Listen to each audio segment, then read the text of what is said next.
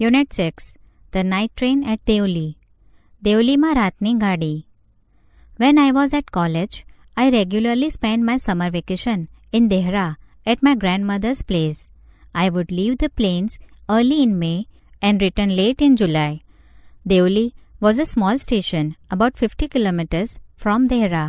It was on the border of the heavy jungle of the Indian Terai. જ્યારે હું કોલેજમાં હતો ત્યારે ઉનાળાની રજાઓમાં હું હંમેશા મારા દાદીના ઘરે દહેરા જતો. મેં મહિનાની શરૂઆતમાં જ હું મેદાની વિસ્તારમાંથી નીકળી દહેરા તરફ જતો અને જુલાઈ મહિનાના અંતમાં પાછો ફરતો. દહેરાથી 50 કિલોમીટર દૂર દેવલી નામનું એક નાનું સ્ટેશન હતું. તે તેરાઈના ઘાટ જંગલને અડીને હતું. I decided that one day would get off the train at Devli and spend the day there. I was 18, visiting my grandmother, and the night train stopped at Devli. A girl came down the platform selling baskets. મેં નક્કી કર્યું કે એક દિવસ દેવલી ઉતરીને ત્યાં આખો દિવસ પસાર કરીશ. હું 18 વર્ષનો હતો અને મારા દાદીને મળવા જઈ રહ્યો હતો અને રાતની ગાડી દેવલી પાસે ઊભી રહી. પ્લેટફોર્મ પર ટોપલીઓ વેચનાર એક છોકરી આવી. It was a cold morning and the girl had a shawl across her shoulder. Her feet were bare and her clothes were old. She was a young girl walking gracefully towards me. ઠંડી સવાર હતી અને છોકરીના ખભા ફરતી શાલ હતી. તેના પગ ખુલ્લા હતા અને તેના કપડાં જૂના હતા. તે યુવાન હતી અને આકર્ષક ચાલમાં મારા તરફ આવી રહી હતી. When she came to my window, she stopped. She saw that I was looking at her intently, but at first she pretended not to notice. She had a pale skin, shiny black hair and dark eyes, and then those eyes, searching and lively, met mine. તે મારી બારી પાસે આવીને અટકી ગઈ. તેણે જોયું કે હું તેની સામે આતુરતાથી જોઈ રહ્યો હતો. પણ પહેલાં તો તે કશું જ જોતી ન હોય તેવો ડોળ કર્યો. તેની ચામડી નિસ્તેજ હતી અને તેને ચમકતા કાળા વાળ અને કાળી આંખો હતી અને તેની પેલી કંઈક શોધતી જીવંત આંખો સાથે મારી આંખો મળી. She stood by my window for some time and neither of us said anything. But when she moved on, I don't know why, left my seat and rushed to the carriage door. She noticed me at the door and stood waiting on the platform. I walked across to the tea stall. A kettle was boiling on a small fire. The girl followed me behind the stall. થોડીવાર તો તે મારી બારી પાસે ઊભી રહી અને અમારા બંનેમાંથી કોઈ કંઈ બોલ્યું નહીં. પણ જ્યારે તે આગળ ચાલી ત્યારે મને ખબર નહીં કેમ હું મારી બેઠક છોડીને ડબ્બાના દરવાજા તરફ દોડી ગયો. તેણે મને દરવાજા પાસે ઊભેલો જોયો અને તે પ્લેટફોર્મ પર રાહ જોતી ઊભી રહી હતી. છોકરી મારી પાછળ દુકાન પાસે આવી. Do you want to buy a basket? She asked. They are very strong, made of the finest cane. તમારે ટોપલી ખરીદવી છે? તેણીએ પૂછ્યું. ટોપલીઓ ઉત્તમ નેતરમાંથી બનાવેલી ખૂબ મજબૂત છે. No, I said. I don't want a basket. ના, મેં કહ્યું, મારે ટોપલી નથી જોઈતી. We stood looking at each other for a very long time and then she said, Are you sure you don't want a basket? અમે ઘણીવાર સુધી એકબીજાની સામે જોતા ઊભા રહ્યા અને પછી તેણે પૂછ્યું, નક્કી તમારે ટોપલી નથી જોઈતી? Give me one, I said, and I took the one on top and gave her a rupee.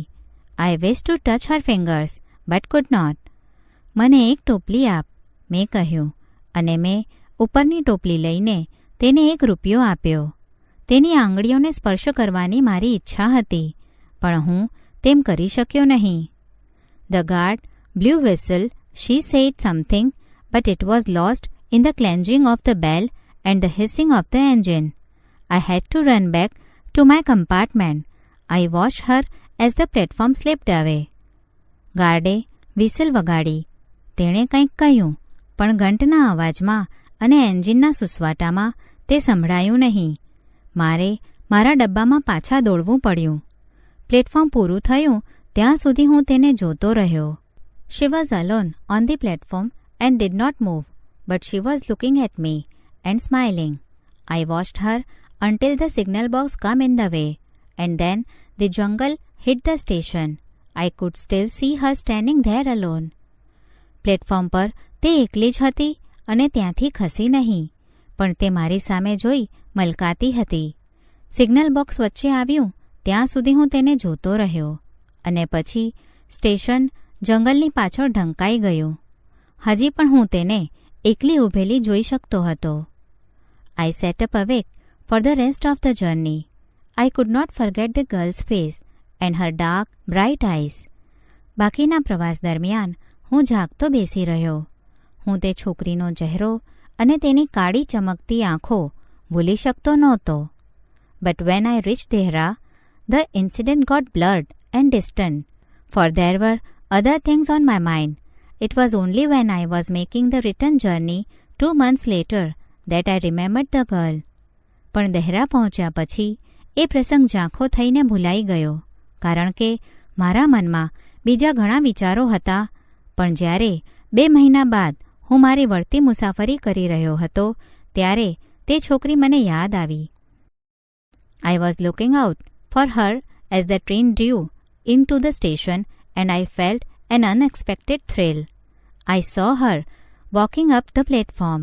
I ran to the door and waved at her. When she saw me, she smiled. She was pleased that I remembered her.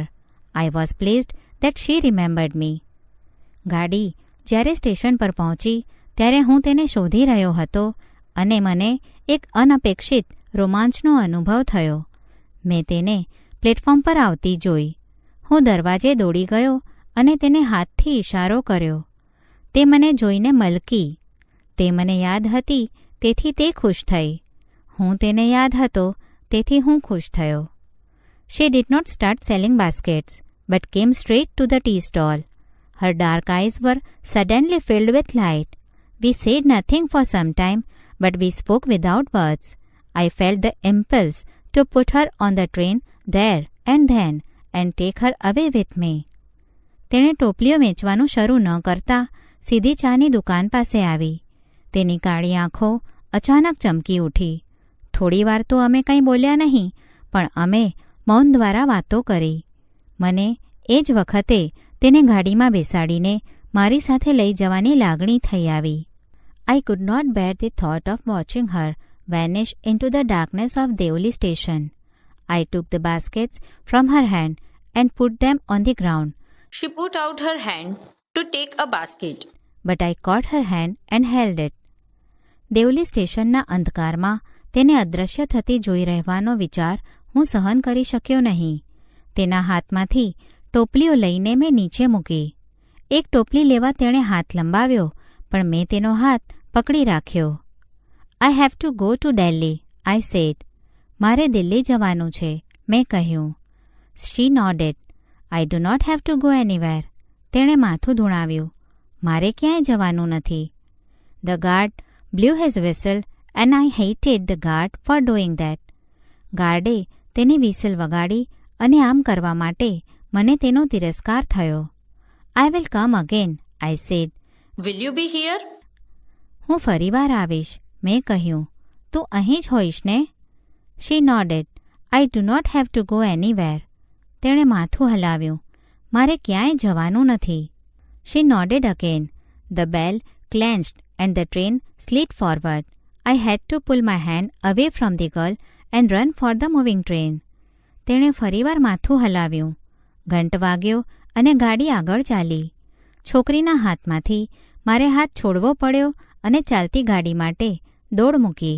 This time I did not forget her. She was with me for the rest of the journey and for long after. All that year she was a bright living thing. And when the college term ended, I packed in haste and left for Deora earlier than usual. આ વખતે હું તેને ભૂલ્યો નહીં. બાકીના પ્રવાસ દરમિયાન અને પછી પણ ઘણા લાંબા સમય સુધી તે મારી સાથે હતી. તે આખા વર્ષ દરમિયાન તે એક તેજસ્વી, જીવંત વસ્તુ હતી.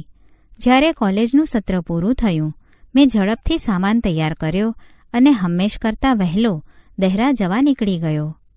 I was nervous and anxious as the train entered Deoli. I was wondering what I should say to the girl and what I should do. I was determined that I wouldn't stand helplessly before her. Train Deoli પહોંચી ત્યારે હું બેચેન અને આતુર હતો. તે છોકરીને શું કહેવું અને મારે શું કરવું જોઈએ તે હું વિચારતો હતો. હું તેની સામે અસહાય થઈને નહીં જ ઊભો રહું એ વિશે હું મક્કમ હતો. The train came to Devli and I looked up and down the platform, but I could not see the girl anywhere. Train Deoli પહોંચી અને મેં પ્લેટફોર્મના એક છેડાથી બીજા છેડા સુધી નજર દોડાવી, પણ મને તે છોકરી ક્યાંય દેખાઈ નહીં. I opened the door and stepped off the footboard. I was deeply disappointed.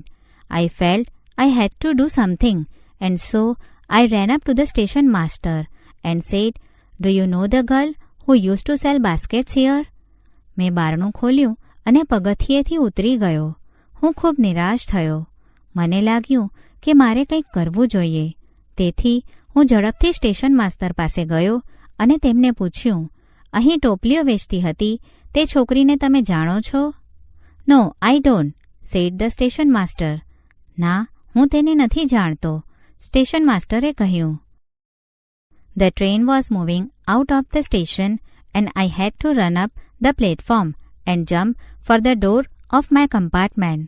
ગાડી સ્ટેશનની બહાર જઈ રહી હતી અને મારે પ્લેટફોર્મ પર દોડીને ડબ્બાનું બારણું પકડવા માટે કૂદવું પડ્યું. As Devli platform vanished, I decided that one day I would have to break journey there. I would spend a day in the town, make enquiries and find the girl who had stolen my heart with nothing but a look from her dark impatient eyes. Deoli platform દેખાતું બંધ થયું અને મેં નક્કી કર્યું કે એક દિવસ હું મારા પ્રવાસ દરમિયાન ત્યાં રોકાઈ જઈશ. હું ગામમાં એક દિવસ વિતાવી તપાસ કરીશ અને જે છોકરીએ માત્ર તેની કાળી ઉત્સુક આંખોની એક નજરથી મારું હૃદય ચોરી લીધું હતું તેને શોધી કાઢીશ. In the last few years, I have passed through Devli many times. I always look out of the window to see the same unchanged face smiling to me, but I will never break journey there. I prefer to keep hoping and dreaming and looking out of the window for the girl with the baskets waiting for me. છેલ્લા થોડા વર્ષોમાં હું દેવલીથી કેટલી વાર પસાર થયો છું. મારી સામે મલકાતો એ જ ચહેરો જોવા માટે હું હંમેશા બારીની બહાર જોઉં છું, પણ હું ક્યારેય ત્યાં રોકાઈશ નહીં. ટોપલીઓ લઈને મારી રાહ જોતી એ છોકરીને જોવાની આશા અને સ્વપ્ન સાથે હું બારીની બહાર જોવાનું પસંદ કરું છું. I never break my journey at Devli, but I pass through as often as I can.